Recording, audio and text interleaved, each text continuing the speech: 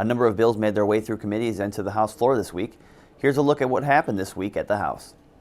The House Job Growth and Energy Affordability Policy and Finance Committee began hearing public comments Monday morning on House File 2209, the committee's omnibus bill. The 218-page, $380 million omnibus bill includes provisions ranging from energy and telecommunications to commerce and economic development. The bill received praise and objections during the meeting. Representative Tim Mahoney grilled proponents of a subsidy for a planned launch of a shrimp farming industry over the project's ratio of state dollars invested to prospective jobs created. $483,870,000 per subsidy per job. That is something we as a state can't do. After more debate on Tuesday, House File 2209 was approved as amended and sent to the House Ways and Means Committee. The House State Government Finance Committee on Tuesday approved its omnibus bill that includes a $430 million reduction in executive branch spending and multiple reforms intended to streamline state government.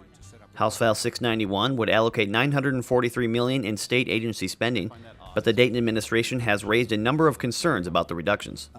I think that the state government is obligated to provide treatment and obligated to provide public safety and obligated to provide health opportunities. So there's a lot that we do that the citizens and this legislature has requested us to do, and we simply can't do it at this level of funding, in our view, Madam Chair. Committee Chair Representative Sarah Anderson said the bill is about greater transparency in state budgeting, additional oversight, and ending controversial practices like severance packages and well-paid gain-sharing programs that don't amount to actual savings.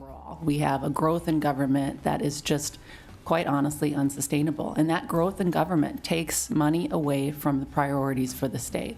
That takes money away from our schools. It takes money away from our roads. It takes those resources that are very precious to just grow government. And that's my concern, that we are on a path that's just completely unsustainable. The bill passed on a 10-6 party line roll call vote as amended and was sent to the House Ways and Means Committee.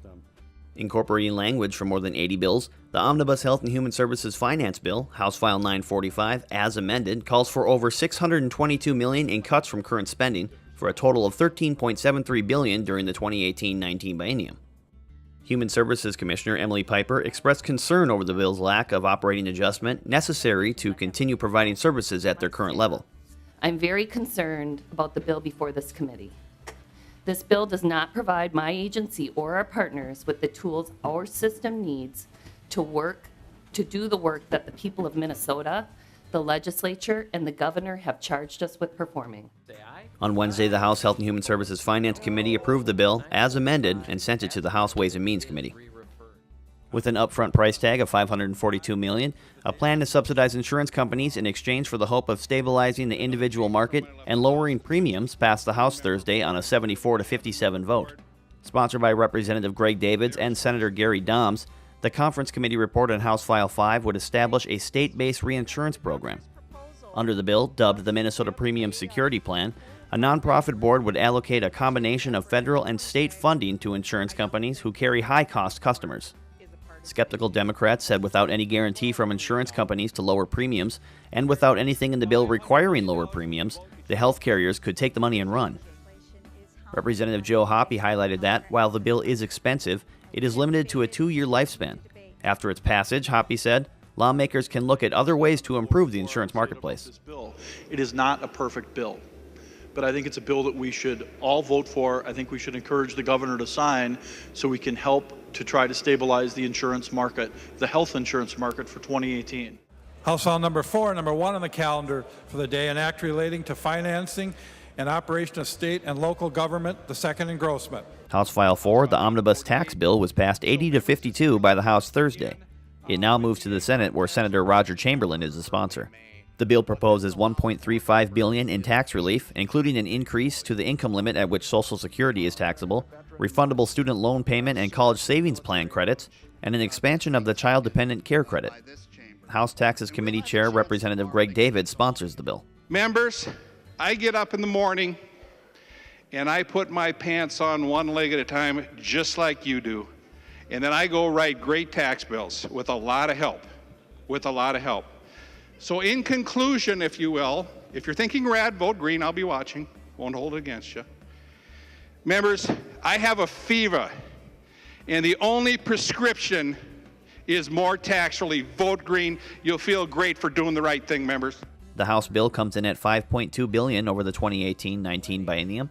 The figure also includes shifts in sales tax collections and proposed aids and credits. As amended and its title agreed to. The Omnibus Environment and Natural Resources Bill was passed by the House 80-53 Thursday, with supporters calling it common sense legislation that slows government spending while adding transparency, and opponents objecting to several policy provisions. Sponsored by Representative Dan Fabian, House File 888 as amended would appropriate more than $830 million in the upcoming biennium, reshape the Environmental Quality Board, and make changes to buffer regulations and some permitting processes. Members, I just want things to work in Minnesota. I want them to go smoothly. We like clean water. We like clean land. We like clean air. DFL members challenged several of the policy changes and having included policy in the bill at all.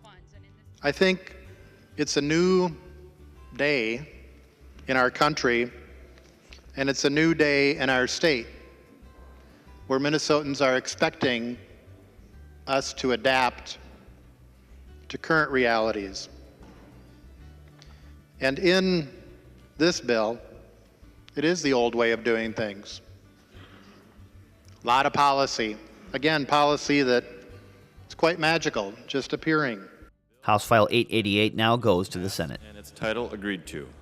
For more information on the omnibus bills or more coverage on the Minnesota House of Representatives, check out our Session Daily coverage on the House website, www.house.mn/Session Daily.